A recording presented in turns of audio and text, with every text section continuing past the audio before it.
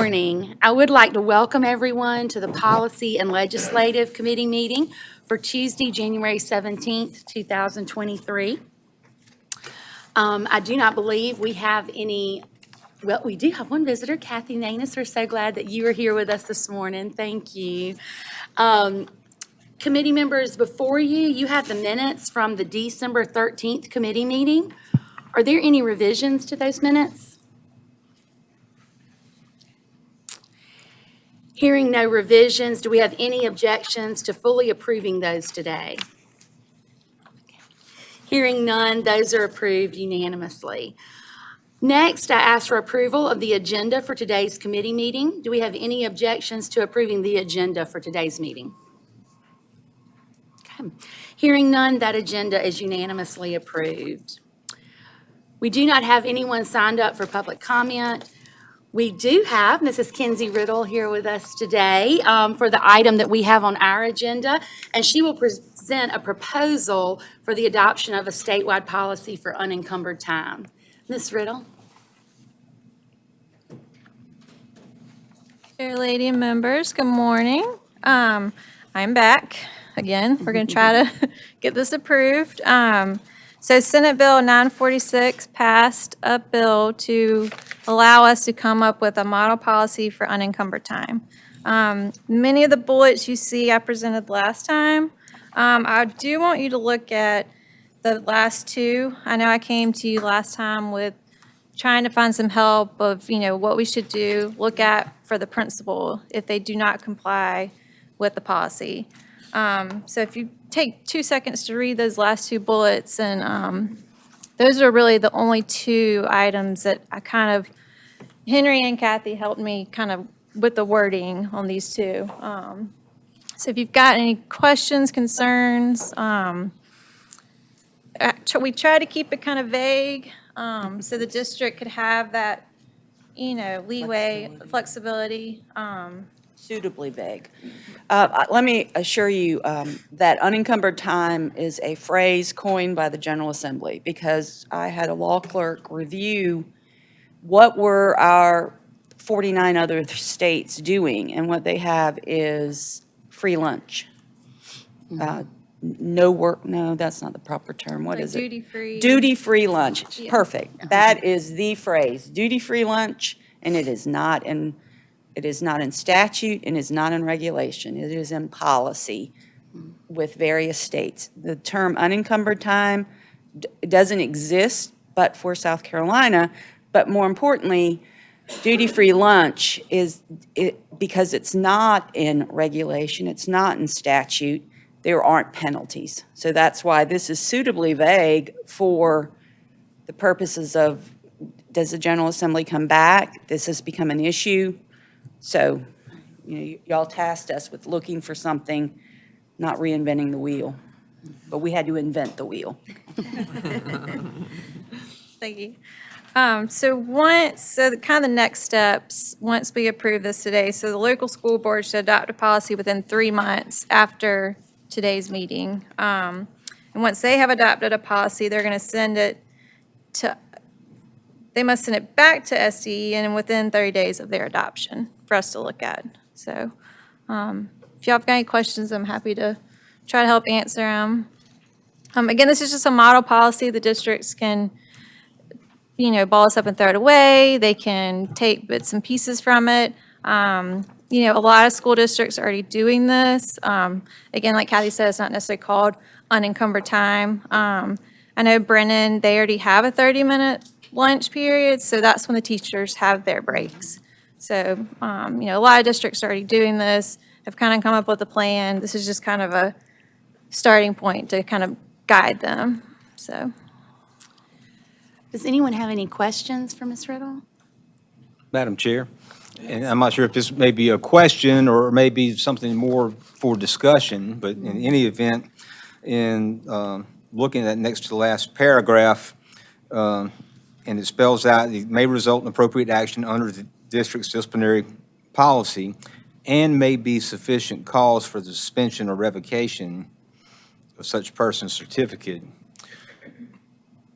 Do we need to put something in there that the district policy should specify when they would report it to the State Department? I'm worried if it's a little overly vague in that regard. I know it needs to be in their disciplinary policy, but what level would trigger reporting it to the State Department? Is it like repeated offenses or?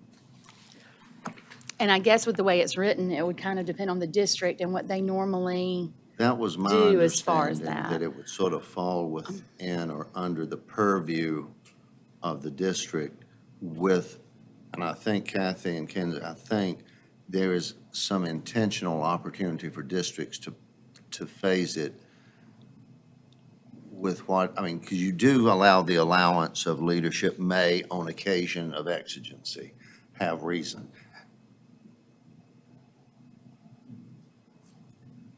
But, I mean, having heard Alan's request, is that something we should, I mean, legit, I mean, I don't know. I think in terms of bringing it forward, I think the intention was, and y'all will have to speak because you modeled the policy, it was to provide district leadership some direction in crafting this in response to then receiving this. Yes, sir. And then from Yeah. there, yes, if there are flagrant or repeated violations, I think then it's incumbent upon the district to deal with that and try to deal with it first within the district, and if not, then take it back to this committee.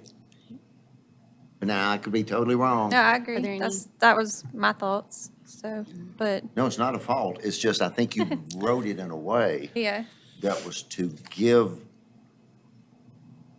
effort for districts to establish themselves in response to the policy without it being overly punitive and overly directing of district staff. And that's just the way I read it. But Alan's point, now that he says it, makes sense.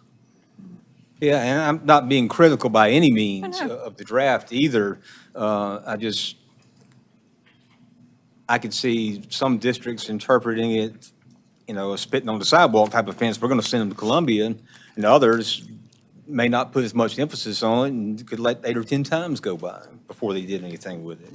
So, and I'm not saying any of those are right or wrong. It's just, do we need to give them some direction that they need to address what would trigger a report to the State Department, whether it's, right? If I may, I think that, one, this is your model policy. So in a year's time, if you find that the policy needs an update, or you see, because what will happen is we'll take this model policy, it goes out, the state, the various school districts have to submit a policy. We can review it for whatever they're saying. A lot of them are going to say exactly what's here. So if you want to have, but when we say repeated, if there are repeated violations, is that 2? That's a repeat. Is it 10? But, do you get prescriptive when you say it's between 5 and 10?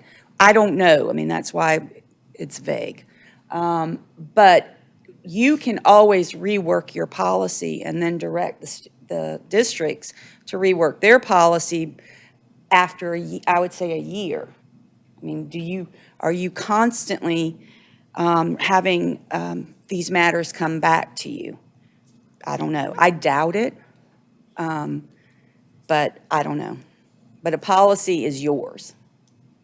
You can do, you could change, not that you're going to do this, you could change it every meeting, but it's your policy. So if you got to tweak it, you tweak it. And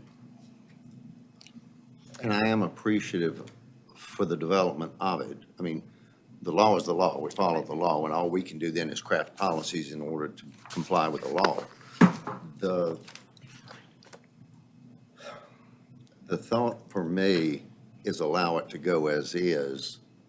Give us a year of sort of seeing where it comes, and then we come back if necessary, and we may have to create additional steps. Would that work, sir? yeah, I'm fine with that, Dr. But I do see Shields. your point. and- No, I see it. and- I see it. 2 or 10 or never. I mean, I agree with you. And I think it would be interesting to see, and I don't know if the department's going to have any mechanism in place to collect data on if there were violations and how they were addressed or anything. Again, I don't want to get into micromanaging, get into the weeds or whatever. I do want to make sure that we've given them the tools they need to craft their policy with, and I'm in agreement that let's give it a year and take a look at it and see. I don't really expect any of them will come to us, and most of them, if they deal with it, will deal with it locally. I mean, the two of you as superintendents are probably going to be the ones that will have to deal with that with your administrators.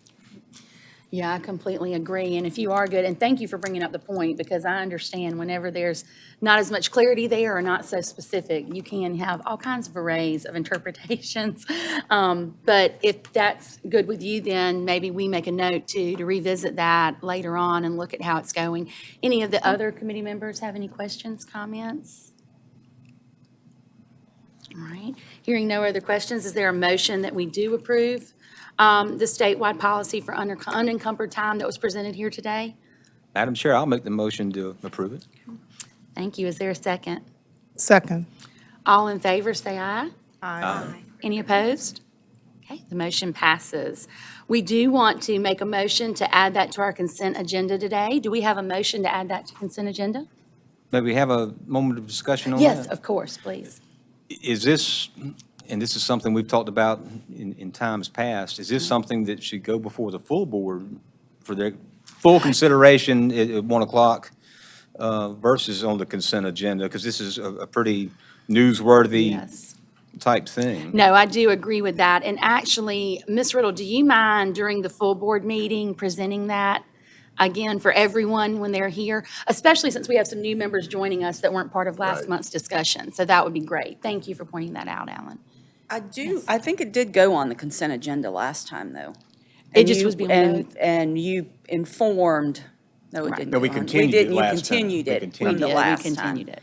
So But could we put on the consent agenda and still, prior address to it separately? taking any action on it, yes.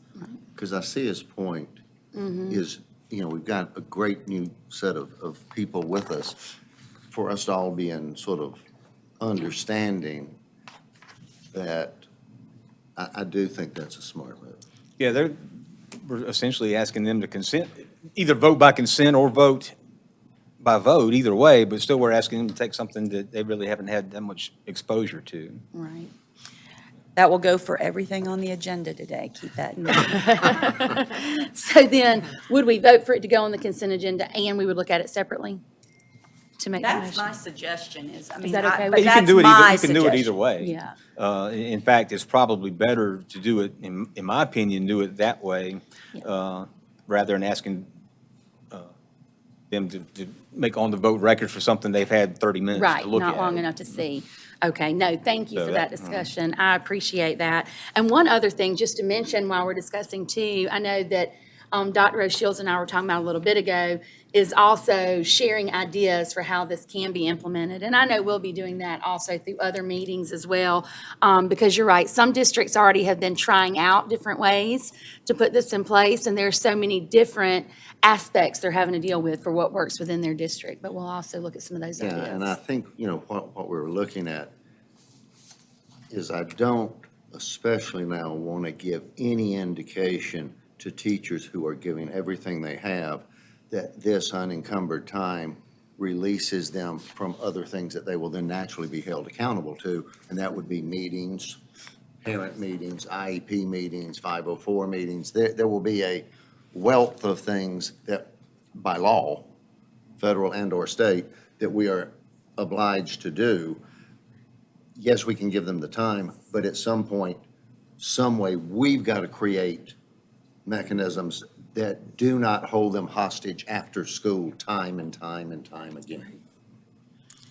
And I think that'll be the biggest challenge for districts as they implement it. And you're right, we've been looking at ways we can avoid that also. So we'll definitely look there. All right, any other discussion?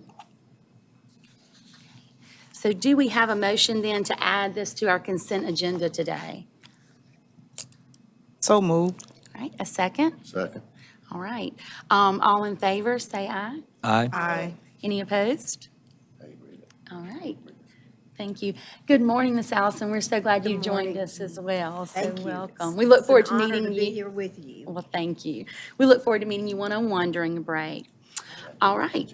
Is there, and good morning, Ms. Jackie. Can you tell us how to pronounce your name correctly? We want to make. Absolutely. It's Terrabil. Tara Beal. Well, good morning, Ms. I Tara got it. I Beal. knew it was right. I We said are- Sherrill. I said, that's the name. I knew it was. We are so glad to have you joining us today as well. All right. Is there any other business to come before the Policy and Legislative Committee this morning? All right. With no other business, then we will adjourn. Have a great morning.